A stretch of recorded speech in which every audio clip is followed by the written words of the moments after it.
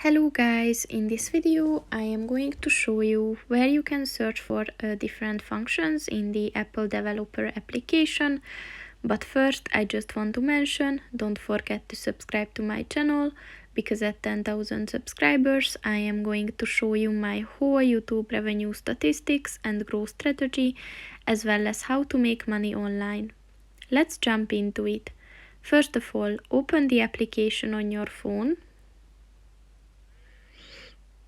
and then click on the search button at the bottom of the page on the right, and then click on the search bar and just start typing anything. And as you can see, here you will find that you can search for collections, videos, articles, news and codes. So if you're interested in news, then just click on that and you will find all the results of your search. So that's pretty much it for this video guys. See you in the next one. Goodbye.